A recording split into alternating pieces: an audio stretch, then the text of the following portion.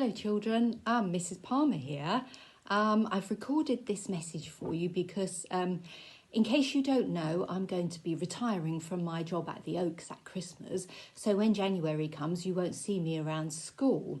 So normally we'd have a lovely assembly where I could say goodbye to you all and that will be all nice. But we can't do that at the moment. So I thought I'd do a little video message for everybody. So just to say how much I've enjoyed working as your librarian reading advocate over the past 8-9 years. How lovely it's been getting to know all the children, getting to know your parents, grandparents, carers, aunties, uncles, siblings. I've seen so many of your families come through the library. I've had such lovely conversations about books, little ones here and there, bigger ones with staff, with children, with grown-ups. It's been a sheer pleasure. And think of all the lovely things we've done over the years. We've done our World Book Days, our Harry Potter nights, our Chantry Book Jam. We've had so many brilliant authors and illustrators in our school, and I'm sure that will continue because we are a school that loves books. So I thought it would be really appropriate for me to do a reading for you, as is my last message, and the book I've chosen is this one. How Winston Delivered Christmas. Now, this is one of my favourite Christmas books, and it's the story of a little mouse called Winston who is curling up for the night in the city where he lives, and it's very cold and he has a bit of a tough life, but he's found a little corner on Christmas Eve in the city, and he's just getting ready to go to sleep when something whacks him in the head, and it turns out to be an envelope. So first of all he thinks, oh good, I can make a little bed out of this envelope, but then he looks at the front and it's addressed to Father Christmas, and he thinks, oh my goodness, this is somebody's wish list for Father Christmas, and it's Christmas Eve, so if this letter doesn't get there tonight, that little child will not get their presents that they're hoping for on Christmas Day. So Winston sets off to deliver the letter to Father Christmas, and he has all sorts of challenges that he has to overcome, but in the end he makes it. And I thought I'd read you the very last chapter because it's such a nice ending. Here goes. It's called Hot Buttered Toast. Even before he opened his eyes, Winston knew that something very strange and unusual had happened. The last thing he could remember was being outside in the freezing cold with the angry wind and snow roaring all around him. And he remembered being very tired indeed, and freezing cold too, the sort of cold that makes you feel frozen from the inside out. But that wasn't the case now at all. Winston was, he considered it for a moment, he was snuggly, really warm and cosy, and yes, very snuggly indeed. He sniffed. His whiskers wobbled with excitement. What was that lovely smell? It smelt like someone very nearby was cooking something very delicious. Where on earth could he be? He opened his eyes and looked around him and gasped. What had happened? He wasn't outside on the street in a hidey-hole, which was where he woke up most mornings. He was in a bed, a perfect little mouse-sized bed with soft flannel sheets, a thick blanket and 2 great big plump pillows. There was even a little patchwork quilt keeping him toasty. Winston wiggled his toes and looked around.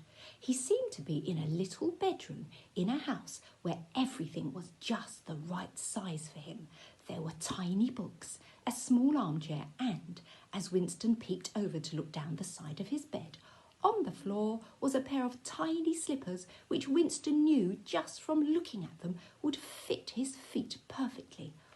What is this lovely place? He wondered. A house made just for a mouse? Was he still asleep? Was he dreaming? Then he heard a noise, a great stampede of thuds and whoops, of footsteps and voices, human voices. Now be careful on the stairs, Oliver. What on earth has got you so giddy this morning? There were some very excited squeaking noises before Winston heard. What letter, Oliver? Oliver, thought Winston. Who was Oliver? Just then there was a rattling noise. It sounded like someone was right outside his room. Winston burrowed deep beneath his bed covers so that only his eyes were peeking out over the top of his blanket. He couldn't believe what he was seeing. The entire far wall of his room swung open and a little boy's face appeared. The little boy was in his pyjamas and his curly hair was sticking wildly up on end. His cheeks were bright pink and his eyes were sparkling with excitement. "Mum, Dad," he cried, "come and see. In the doll's house, there's a mouse, a real mouse, fast asleep in the attic." There followed a great commotion as more faces joined the little boys to peer in at Winston. 2 were grown-up faces and the other was a smaller face. All belonged to humans in pyjamas and dressing gowns, and everyone looked like they had jumped out of bed in a great hurry. "Goodness," said a grown-up face with a bristly moustache under its nose, "there is a mouse in the doll's house." "Father Christmas said in his letter that I would find a friend in the doll's house, and it's a mouse," squeaked the little boy. "What letter, Oliver?" said the other grown-up face. This one didn't have a moustache, but had its hair up in a headscarf. The other very small face didn't say anything. She was too busy sucking on the sleeve of her nightie. The little boy quickly handed over a small sheet of paper. "This letter," he said, shivering with excitement. "It's from Father Christmas. I found it in my stocking this morning. Look." The 2 grown-ups read the letter, and as they did, their eyes grew bigger and bigger with astonishment. "Dear Oliver, thank you for your letter. I believe it had a rather exciting journey to get to me, but the important thing is that it found me in the end. I understand from your note that what you would like more than anything this Christmas is a friend, someone to go on adventures with. If you go downstairs and peek in at the attic bedroom of that lovely doll's house, you will find a little someone there waiting for you. He should be a very suitable friend for you. He's really good at adventuring. I should think he'll be fast asleep when you find him. He's had quite a tiring evening. Take care of each other. I look forward to reading about all your adventures together in your letter next Christmas. Although maybe pop it in the post a bit earlier this year or next year. With best Christmassy wishes, your friend, Father Christmas." "Well, I never, Oliver," exclaimed the grown-up with the headscarf. "A mouse!" The little boy beamed. "I think we'd all better go and get dressed, and then our new friend here can join us in the kitchen for breakfast," said the grown-up with the moustache. "Do you think he'd like some hot buttered toast?" "He does rather look like he could do with a good meal," said the other grown-up, smiling. Oliver told his new friend that he'd be back for him as soon as he was dressed and had brushed his hair, one of the grown-ups added, and the whole family scampered off to get ready for the day. When he was quite alone, Winston sat up and blinked. He wasn't a street mouse any more. He had a warm home and, if the lovely smells were to be believed, a yummy breakfast, lunch and dinner ahead of him. He also had a friend called Oliver. How extraordinary! Something crinkled at the foot of his bed, and Winston scrambled about in the blankets until he found what it was.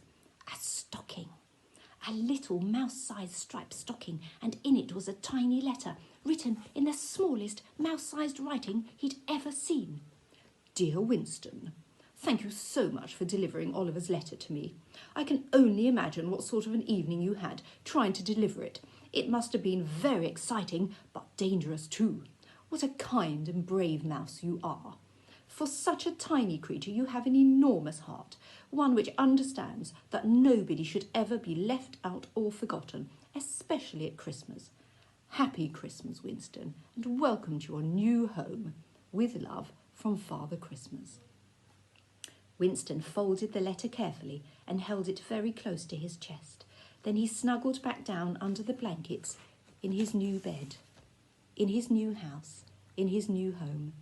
And for the first time in his life, he felt warm from the tip of his nose to the end of his tail. And as he lay there, he wondered what adventures tomorrow would bring. And here is Winston, fast asleep in his snuggly little bed. I hope you enjoyed that. It is one of my absolute favourites. It's a most lovely book. So all that remains is for me to wish you all a very, very happy and peaceful and safe Christmas and lots of lovely reading. Bye-bye.